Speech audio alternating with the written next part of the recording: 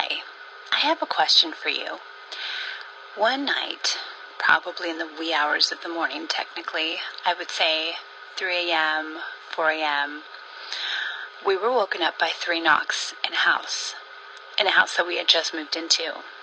Is there any kind of significant meaning behind 3 knocks, or just knocks in general? I remember my mom once heard a knock, but it happened to be on her dad's birthday, so that one felt pretty easy to figure out or to correlate with something. But what does it mean when it's just randomly like that? And I know it wasn't dreamt, because my husband and I both sat up at the same time, wondering what the heck that was.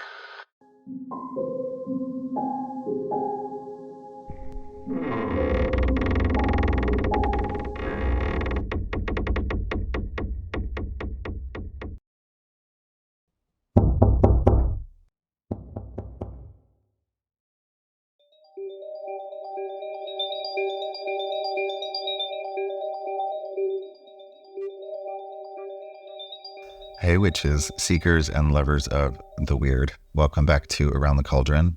I am your host, Zachariah the Witch, aka Z.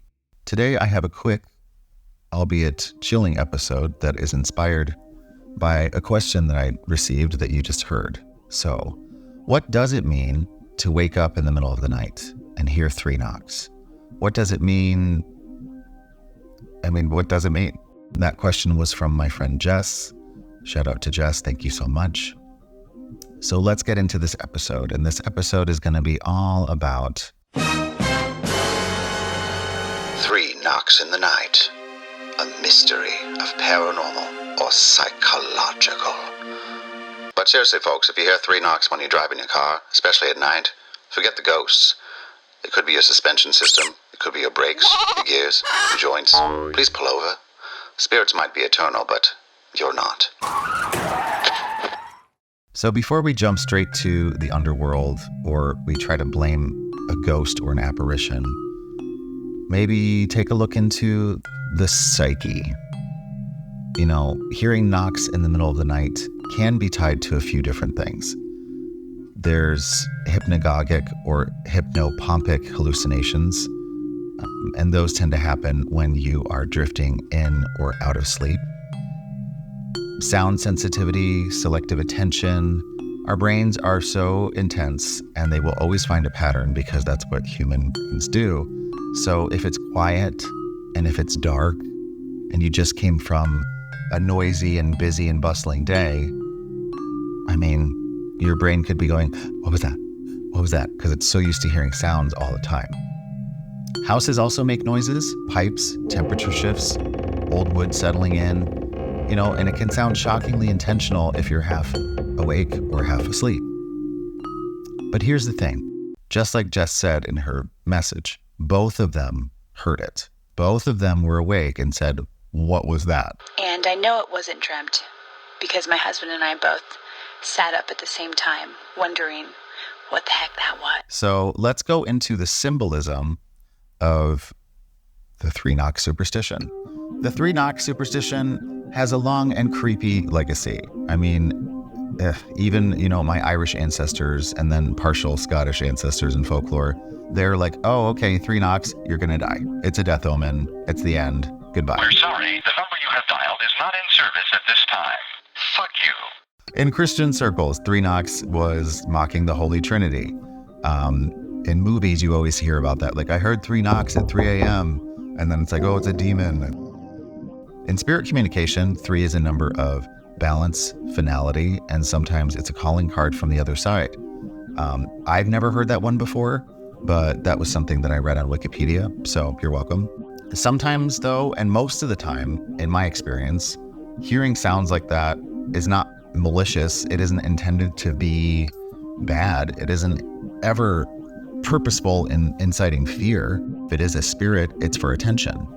Let's just hypothesize here. Human beings in present day have such chaotic and loud and busy lives. So it would make sense that in our quietest times, if there is a message that is intended for us, would it or would it not come at a time when everything is quiet? you're falling asleep.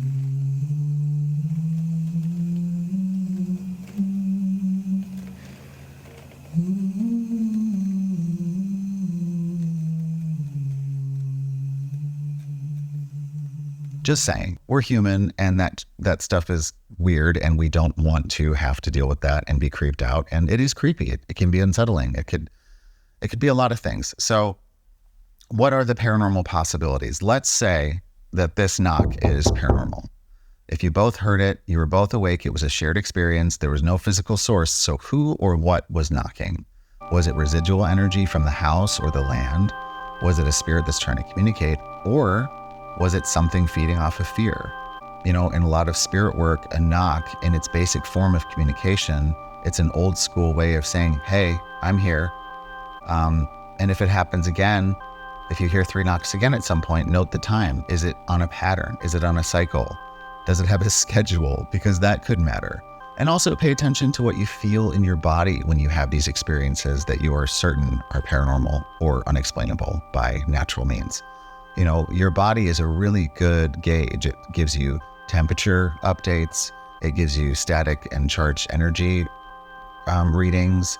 It lets you know, the general ambiance and the aesthetic of the space in front of you. We have a lot of different sensory devices built into our bodies. It's pretty amazing.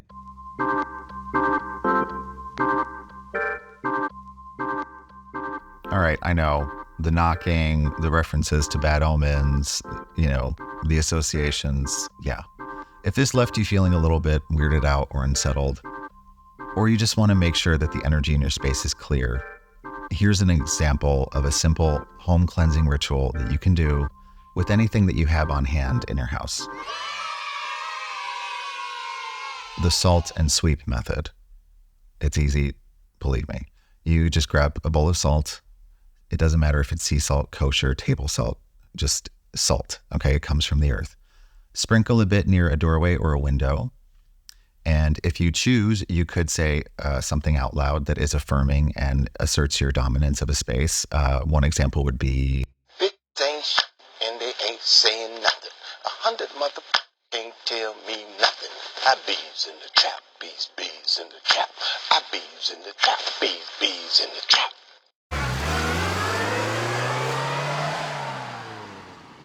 Okay, but seriously. only peace and love may enter my home, and stay here. And then after you do that, sweep it up and throw it out of your house.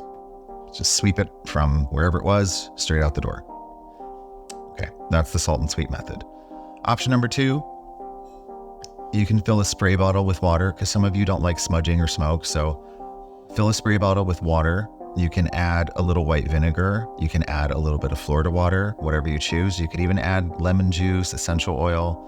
But a lot of you that listen to this show are pretty well versed in understanding that there's associations and magical properties to almost anything in our world and our creation. So whatever you put in there and whatever it means to you is what it's going to be. And then you spray and you walk around your house. You go towards the entryways, the corners. And again, if you choose, if you're an imagining person, you can imagine that wherever you're spraying, it's filling that space with the qualities and imbuing that power into that area. And, you know, hey, my house is clear, my house is safe, bad stuff can't be here, or weird things can't happen at 3 a.m. You know, no more knocking, no more blah, blah, blah. Yeah, whatever you feel you need to do.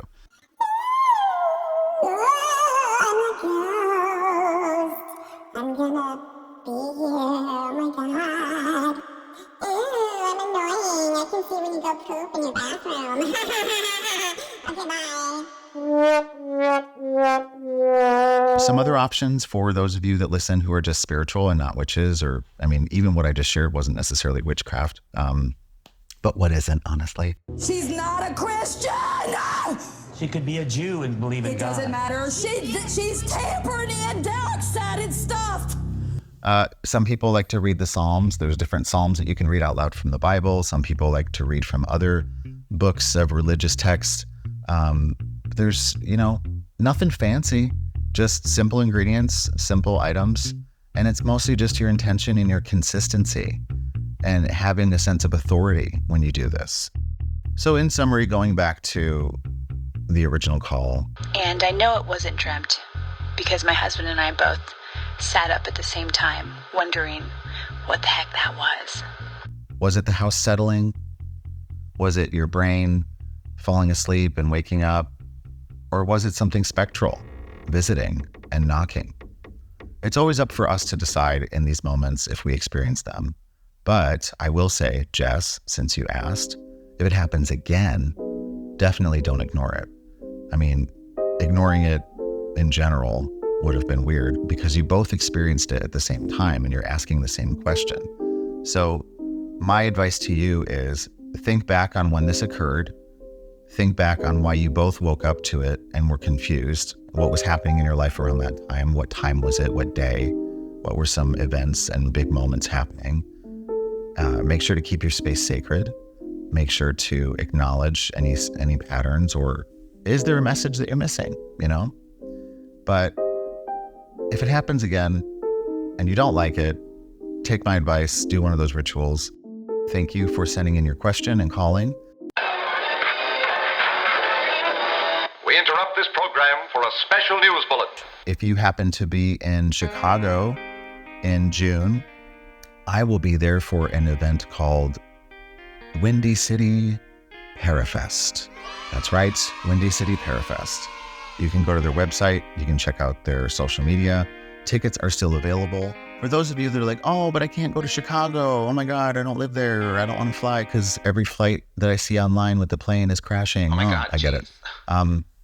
You can also get online streaming tickets. Those are going to be made available. We're also going to be doing some live streams, and you get to meet a lot of the guests and speakers and talent that will be at the PARAFEST. Those are going to be coming up soon. I think they're going to be Instagram lives, so stay on the lookout for those. If you're not following me on social media, again, I'm Zachariah the Witch. It's all one word. But anyway, I'm Zachariah the Witch. You can find me at zachariahthewitch.com. Yes, I do offer readings and advice via divination and other means. I am on a sliding scale to make myself accessible. So be sure to hit me up and stay curious, stay grounded, and I will see you again in the liminal. I'm a ghost. I'm gonna be here. Oh my God.